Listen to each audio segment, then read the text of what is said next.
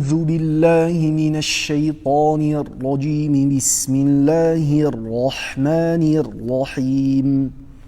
وقال الذين لا يرجون لقاءنا لولا أنزل علينا الملائكة أو نرى ربنا وقال الذين لا يرجون لقاءنا لولا أنزل علينا الملائكة أو نرى ربنا لقد استكبروا في أنفسهم وعتوا عتوا كبيرا يوم يرون الملائكة لا بشرى يومئذ للمجرمين ويقولون حجرا محجورا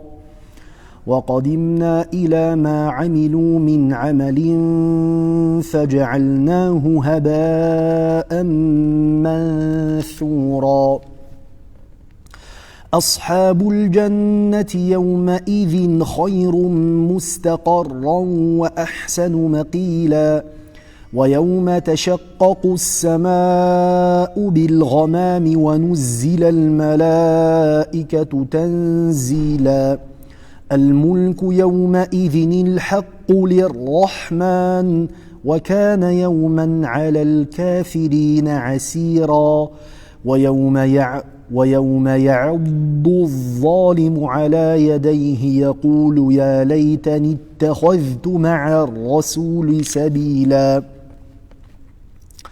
يا ويلتى ليتني لم أتخذ فلانا خليلا لقد أضلني عن الذكر بعد إذ جاءني وكان الشيطان للإنسان خذولا وقال الرسول يا رب إن قوم اتخذوا هذا القرآن مهجورا وكذلك جعلنا لكل نبي عدوا من المجرمين وكفى بربك هاديا ونصيرا وقال الذين كفروا لولا نزل عليه القرآن جملة واحدة كذلك لنثبت به فؤادك ورتلناه ترتيلا ولا يأتونك بمثل إلا جئناك بالحق وأحسن تفسيرا الذين يحشرون على وجوههم إلى جهنم أولئك شر مكانا وأضل سبيلا ولقد آتينا موسى الكتاب وجعلنا معه أخاه هارون وزيرا فقلنا اذهبا إلى القوم الذين كذبوا بآياتنا فدمرناهم تدميرا وقوم نوح لما كذبوا الرسل أغرقناهم وجعلناهم للناس آية وأعتدنا للظالمين عذابا أليما وعادا وثمود وأصحاب الرس وقرونا بين ذلك كثيرا وكلا ضربنا له الأمثال وكلا تبرنا تتبيرا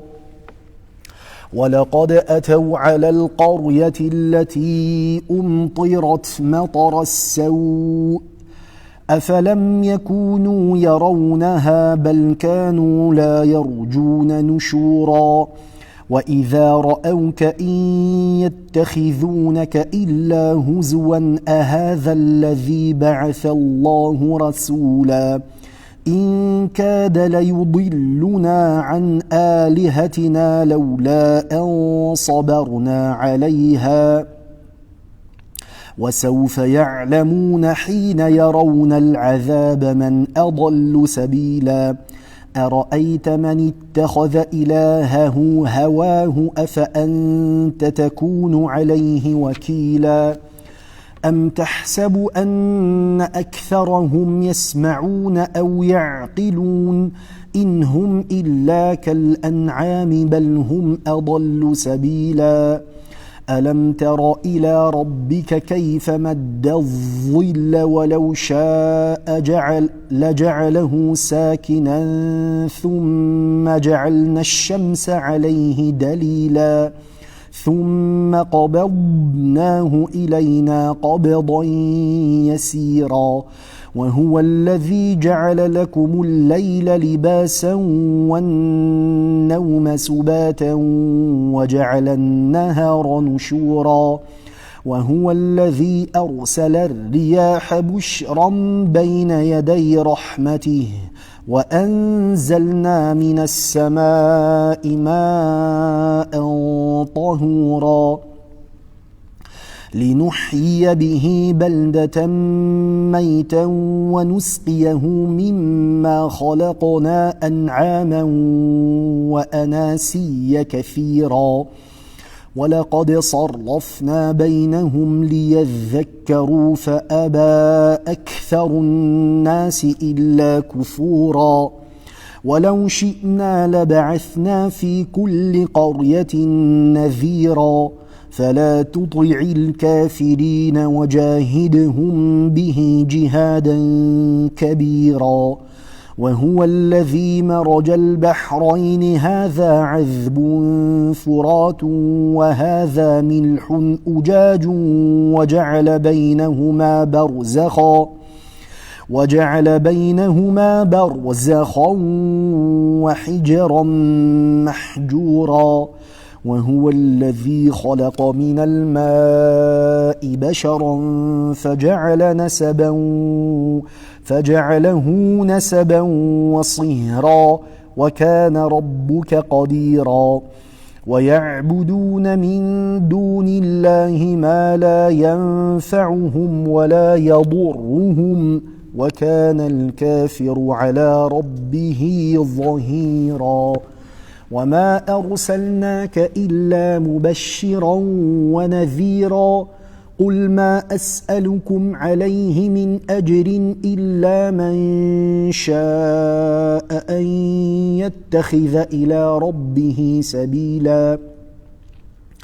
وتوكل على الحي الذي لا يموت وسبح بحمده وكفى به بذنوب عباده خبيرا الذي خلق السماوات والأرض وما بينهما في 6 أيام ثم استوى على العرش الرحمن فاسأل به خبيرا وإذا قيل لهم اسجدوا للرحمن قالوا وما الرحمن أنسجد لما تأمرنا وزادهم نفورا تبارك الذي جعل في السماء بروجا وجعل فيها سراجا وقمرا منيرا وهو الذي جعل الليل والنهار خلفة لمن أراد أن يذكر أو أراد شكورا وعباد الرحمن الذين يمشون على الأرض هونا وإذا خاطبهم الجاهلون قالوا سلاما والذين يبيتون لربهم سجدا وقياما والذين يقولون ربنا اصرف عنا عذاب جهنم إن عذابها كان غراما إنها ساءت مستقرا ومقاما والذين إذا أنفقوا لم يسرفوا ولم يقتروا وكان بين ذلك قواما والذين لا يدعون مع الله إلها آخر ولا يقتلون النفس التي حرم الله إلا بالحق ولا يزنون ومن يفعل ذلك يلقى أثاما يضاعف له العذاب يوم القيامة ويخلد فيه مهانا إلا من تاب وآمن وعمل عملا صالحا فأولئك يبدل الله سيئاتهم حسنات وكان الله غفورا رحيما ومن تاب وعمل صالحا فإنه يتوب إلى الله متابا والذين لا يشهدون الزور وإذا مروا باللغو مروا كراما والذين إذا ذكروا بآيات ربهم لم يخروا عليها صما وعميانا والذين يقولون ربنا هب لنا من أزواجنا وذرياتنا وقرة أعين واجعلنا للمتقين إماما أولئك يجزون الغرفة بما صبروا ويلقون فيها تحية وسلاما خالدين فيها حسنت مستقرا ومقاما قل ما يعبأ بكم ربي لولا دعاؤكم فقد كذبتم فسوف يكون لزاما بسم الله الرحمن الرحيم طاسيم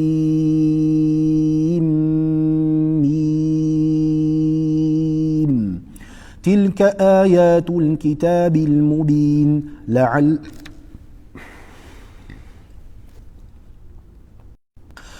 لعلك باخع نفسك ألا يكونوا مؤمنين إن نشأ ننزل عليهم من السماء آية فظلت أعناقهم لها خاضعين وما يأتيهم من ذكر من الرحمن محدث إلا كانوا عنه معرضين فقد كذبوا فسيأتيهم أنباء ما كانوا به يستهزئون أولم يروا إلى الأرض كم أنبتنا فيها من كل زوج كريم إن في ذلك لآية وما كان أكثرهم مؤمنين وإن ربك لهو العزيز الرحيم وإذ نادى ربك موسى أن ائت القوم الظالمين قوم فرعون ألا يتقون قال رب إني أخاف أن يكذبون ويضيق صدري ولا ينطلق لساني فأرسل إلى هارون ولهم علي ذنب فأخاف أن يقتلون قال كلا فاذهبا بآياتنا إنا معكم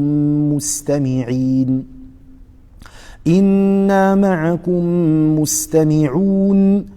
فأتيا فرعون فقولا إنا رسول رب العالمين أن أرسل معنا بني إسرائيل قال ألم نربك فينا وليدا ولبثت فينا من عمرك سنين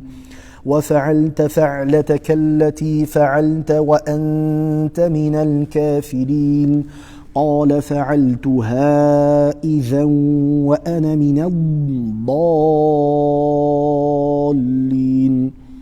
ففررت منكم لما خفتكم فوهب لي ربي حكما وجعلني من المرسلين وتلك نعمة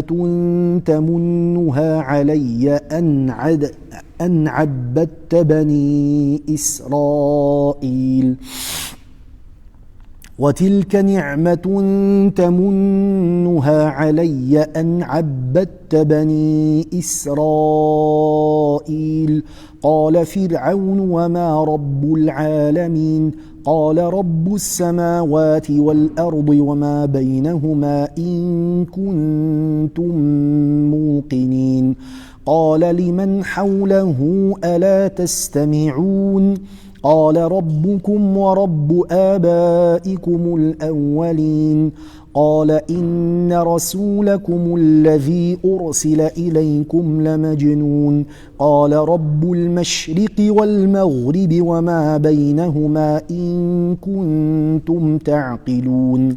قال لئن اتخذت إلها غيري لأجعلنك من المسجونين. قال أولو جئتك بشيء مبين؟ قال فأت به إن كنت من الصادقين. فألقى عصاه فإذا هي ثعبان مبين، ونزع يده فإذا هي بيضاء للناظرين. قال للملأ حوله إن هذا لساحر عليم، يريد أن يخرجكم من أرضكم بسحره فماذا تأمرون؟ قالوا أرجه وأخاه وابعث في المدائن حاشرين يأتوك بكل ساحر عليم. فجمع السحرة لميقات يوم معلوم. وقيل للناس هل أنتم مجتمعون؟ لعلنا نتبع السحرة إن كانوا هم الغالبين. فلما جاء السحرة قالوا لفرعون أئن لنا لأجرا إن كنا نحن الغالبين؟ قال نعم وإنكم إذا لمن المقربين. قال لهم موسى ألقوا ما أنتم ملقون. فألقوا حبالهم وعصيهم وقالوا بعزة فرعون إنا لنحن الغالبون. فألقى موسى عصاه فإذا هي تلقف ما يأفكون. فألقي السحرة ساجدين قالوا آمنا برب العالمين رب موسى وهارون. قال آمنتم له قبل أن آذن لكم إنه لكبيركم الذي علمكم السحر فلسوف تعلمون. لأقطعن أيديكم وأرجلكم من خلاف ولأصلبنكم أجمعين. قالوا لا ضير إنا إلى ربنا منقلبون. إنا نطمع أن يغفر لنا ربنا خطايانا أن كنا أول المؤمنين. وأوحينا إلى موسى أن أسر بعبادي إنكم متبعون. فأرسل فرعون في المدائن حاشرين إن هؤلاء لشرذمة قليلون وإنهم لنا لغائظون وإنا لجميع حاذرون. فأخرجناهم من جنات وعيون وكنوز ومقام كريم كذلك وأورثناها بني إسرائيل فأتبعوهم مشرقين. فلما تراءى الجمعان قال أصحاب موسى إنا لمدركون. قال كلا إن معي ربي سيهدين. فأوحينا إلى موسى أن اضرب بعصاك البحر فانفلق فكان كل فرق كالطود العظيم. وأزلفنا ثم الآخرين وأنجينا موسى ومن معه أجمعين ثم أغرقنا الآخرين إن في ذلك لآية وما كان أكثرهم مؤمنين وإن ربك لهو العزيز الرحيم واتل عليهم نبأ إبراهيم إذ قال لأبيه وقومه ما تعبدون قالوا نعبد أصناما فنظل لها عاكفين قال هل يسمعونكم إذ تدعون أو ينفعونكم أو يضرون قالوا بل وجدنا آباءنا كذلك يفعلون قال أفرأيتم ما كنتم تعبدون أنتم وآباؤكم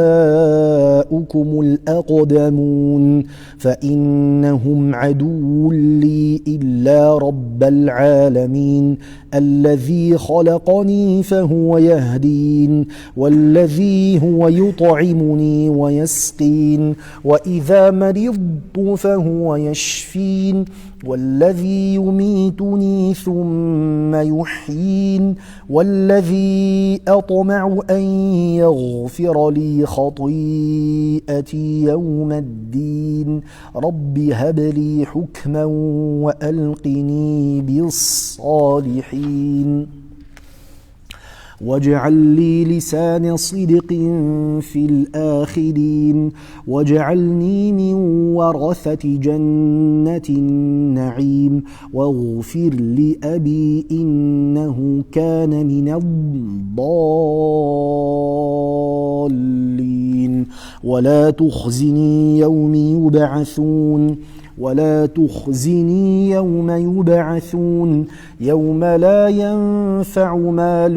ولا بنون إلا من أتى الله بقلب سليم وأزلفت الجنة للمتقين وبرزت الجحيم للغاوين وقيل لهم أين ما كنتم تعبدون من دون الله هل ينصرونكم أو ينتصرون فكبكبوا فيها هم والغاوون وجنود إبليس أجمعون قالوا وهم فيها يختصمون تالله إن كنا لفي ضلال مبين إذ نسويكم برب العالمين وما أضلنا إلا المجرمون فما لنا من شافعين ولا صديق حميم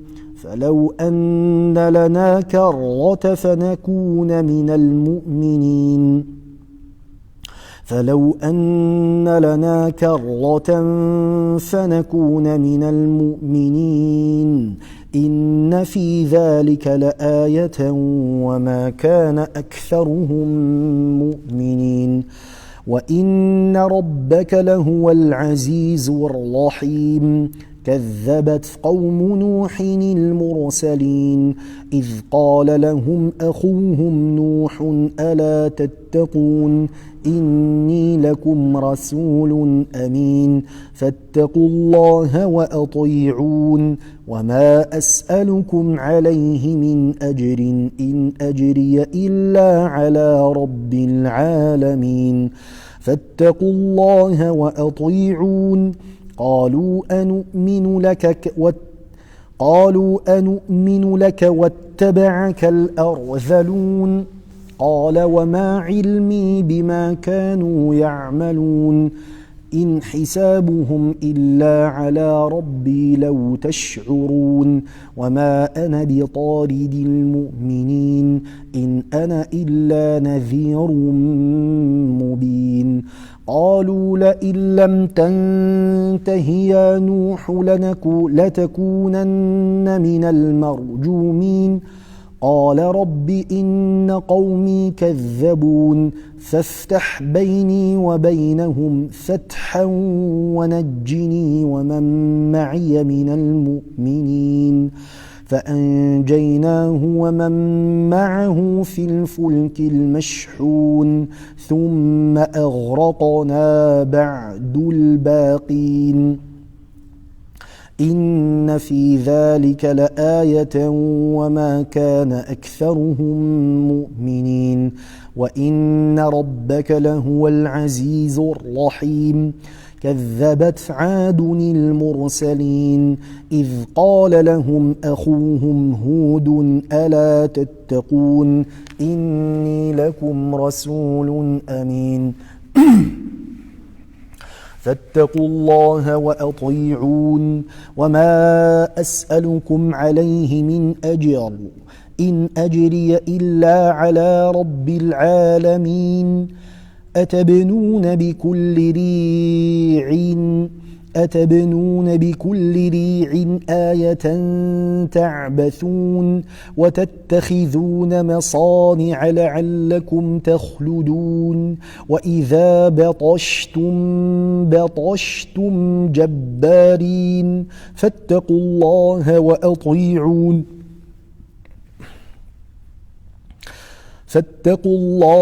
وأطيعون واتقوا الذي أمدكم بما تعلمون أمدكم بأنعام وبنين وجنات وعيون إني أخاف عليكم عذاب يوم عظيم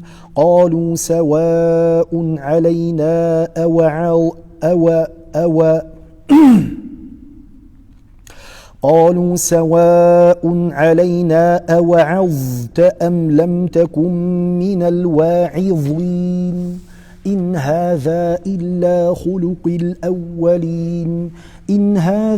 إلا خلق الأولين وما نحن بمعذبين فكذبوه فأهلكناهم إن في ذلك لآية وما كان أكثرهم مؤمنين وإن ربك لهو العزيز الرحيم كذبت ثمود المرسلين إذ قال لهم أخوهم صالح ألا تتقون إني لكم رسول أمين فاتقوا الله وأطيعون وما أسألكم عليه من أجر إن أجري إلا على رب العالمين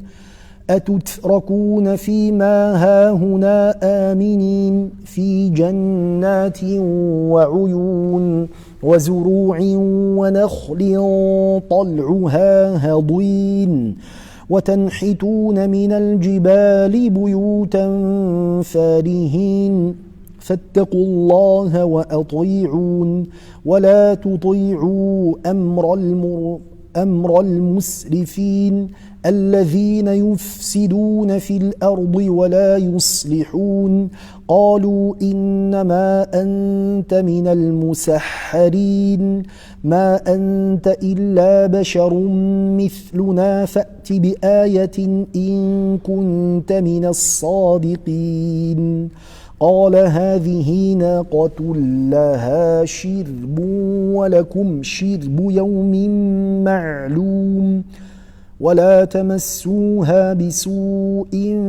فيأخذكم عذاب يوم عظيم فعقروها فأصبحوا نادمين فأخذهم العذاب إن في ذلك لآية وما كان أكثرهم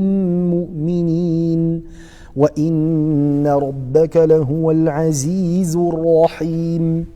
كذبت قوم لوط المرسلين إذ قال لهم أخوهم لوط ألا تتقون إني لكم رسول أمين فاتقوا الله وأطيعون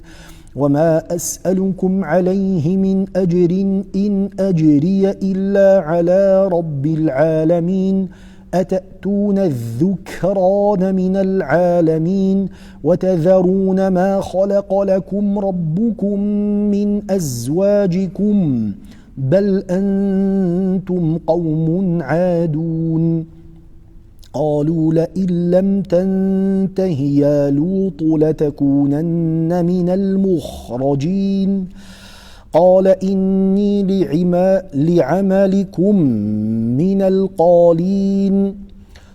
إني لعملكم من القالين رب نجني وأهلي مما يعملون فنجيناه وأهله أجمعين إلا عجوزا في الغابرين ثم دمرنا الآخرين وأمطرنا عليهم مطرا فساء مطر المنذرين إن في ذلك لآية وما كان أكثرهم مؤمنين وإن ربك لهو العزيز الرحيم كذب أصحاب الأيكة المرسلين إذ قال لهم شعيب ألا تتقون إني لكم رسول أمين فاتقوا الله وأطيعون وما أسألكم عليه من أجر إن أجري إلا على رب العالمين أوفوا الكيل ولا تكونوا من المخسرين وزنوا بالقسطاس المستقيم ولا تبخسوا الناس أشياءهم ولا تعثوا في الأرض مفسدين واتقوا الذي خلقكم والجبلة الأولين قالوا إنما أنت من المسحرين وما أنت إلا بشر مثلنا وإن نظنك لمن الكاذبين فأسقط علينا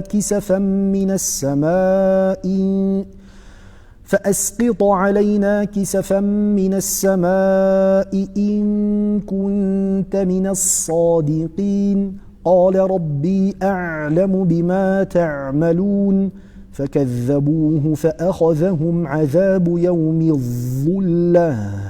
إنه كان عذاب يوم عظيم إن في ذلك لآية وما كان أكثرهم مؤمنين وإن ربك لهو العزيز الرحيم وإنه لتنزيل رب العالمين نزل به الروح الأمين على قلبك لتكون من المنذرين بلسان عربي مبين وإنه لفي زبر الأولين أولم يكن لهم آية أن يعلمه علماء بني إسرائيل ولو نزلناه على بعض الأعجمين فقرأه عليهم ما كانوا به مؤمنين كذلك سلكناه في قلوب المجرمين لا يؤمنون به حتى يروا العذاب الأليم فيأتيهم بغتة وهم لا يشعرون فيقولوا هل نحن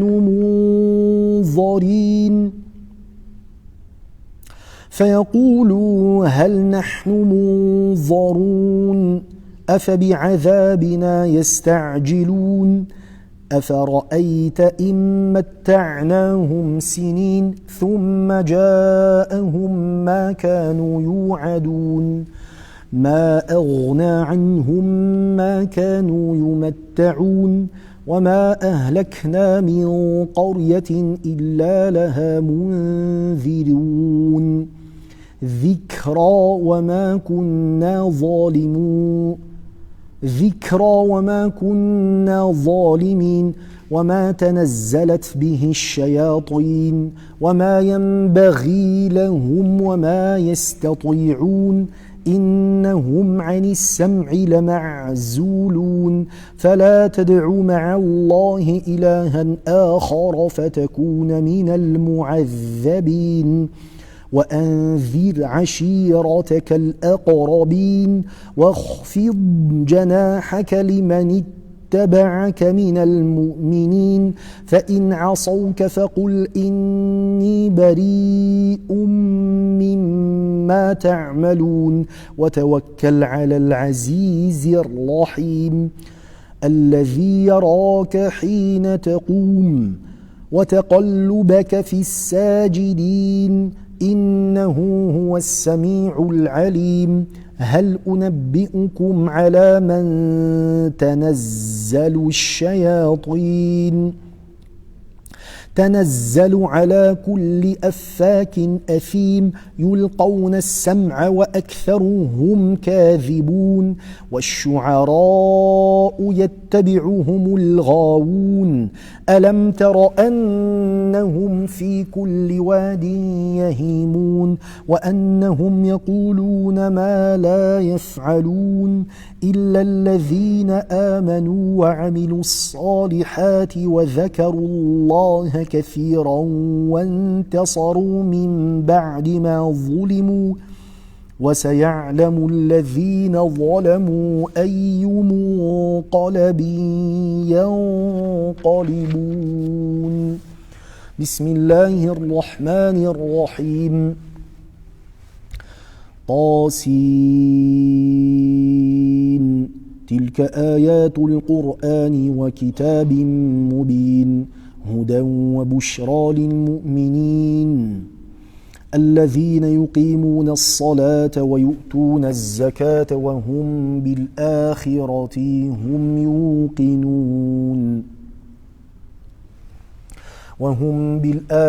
هم يوقنون إن الذين لا يؤمنون بالآخرة زينا لهم أعمالهم فهم يعمهون أولئك الذين لهم سوء العذاب وهم في الآخرة هم الأخسرون وإنك لتلقى القرآن من لدن حكيم عليم إذ قال موسى لأهله إني آنست نارا سآتيكم منها بخبر أو آتيكم بشهاب قبس لعلكم تصطلون فلما جاءها نودي أن بورك من في النار ومن حولها وسبحان الله رب العالمين يا موسى إنه أنا الله العزيز الحكيم وألق عصاك فلما رآها تهتز كأنها جان ولا مدبرا ولم يعقب يا موسى لا تخف إني لا يخاف لدي المرسلون إلا من ظلم ثم بدل حسنا بعد سوء فإني غفور رحيم وأدخل يدك في جيبك تخرج بيضاء من غير سوء في 9 آيات إلى فرعون وقومه إنهم كانوا قوما فاسقين فلما جاءتهم آياتنا مبصرة قالوا هذا سحر مبين وجحدوا بها واستيقنتها أنفسهم ظلما وعلوا فانظر كيف كان عاقبة المفسدين ولقد آتينا داود وسليمان علما وقال الحمد لله الذي فضلنا على كثير من عباده المؤمنين وورث سليمان داود وقال يا أيها الناس علمنا منطق الطير وأوتينا من كل شيء إن هذا لهو الفضل المبين وحشر لسليمان جنوده من الجن والإنس والطير فهم يوزعون حتى إذا أتوا على واد النمل قالت نملة يا أيها النمل ادخلوا مساكنكم لا يحطمنكم سليمان وجنوده وهم لا يشعرون فتبسم ضاحكا من قولها وقال رب أوزعني أن أشكر نعمتك التي أنعمت علي وعلى والدي وأن أعمل صالحا ترضاه وأدخلني برحمتك في عبادك الصالحين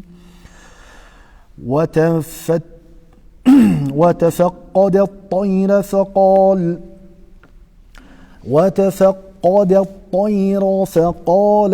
ما لي لا أرى الهدهد أم كان من الغائبين لأعذبنه عذابا شديدا أو لأذبحنه أو ليأتيني بسلطان مبين فمكث غير بعيد فقال أحط بما لم تحط به وجئتك من سبأ بنبأ يقين إني وجدت امرأة تملكهم وأوتيت من كل شيء ولها عرش عظيم وجدتها وقومها يسجدون للشمس من دون الله وزين لهم الشيطان أعمالهم فصدهم عن السبيل فهم لا يهتدون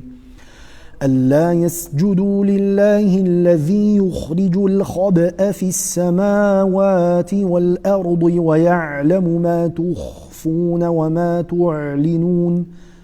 الله لا إله إلا هو رب العرش العظيم قال سننظر أصدقت أم كنت من الكاذبين اذهب بكتابي هذا فألقه إليهم ثم تول عنهم فانظر ماذا يرجعون قالت يا أيها الملأ إني ألقي إلي كتاب كريم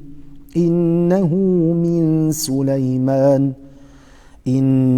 من سليمان وإنه بسم الله الرحمن الرحيم ألا تعلوا علي وأتوني مسلمين قالت يا أيها الملأ أفتوني في أمري ما كنت قاطعة أمرا حتى تشهدون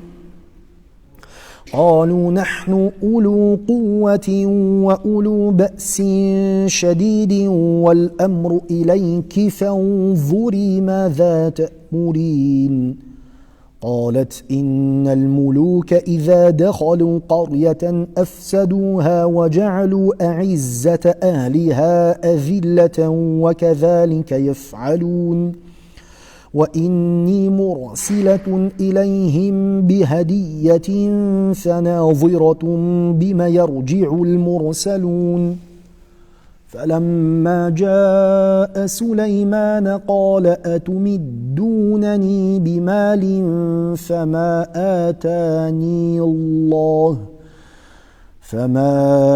آتاني الله خير مما آتاكم فلما جاء سليمان قال أتمدونني بمال فما آتاني الله خير مما آتاكم بل أنتم بهديتكم تفرحون ارجع إليهم فلنأتينهم بجنود لا قبل لهم بها ولنخرجنهم منها أذلة وهم صاغرون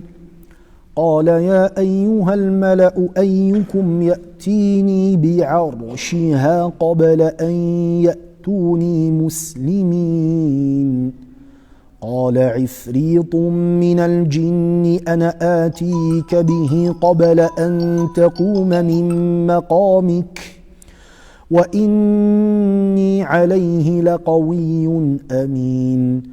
قال الذي عنده علم من الكتاب أنا آتيك به قبل أن يرتد إليك طرفك. فلما رآه مستقرا عنده قال هذا من فضل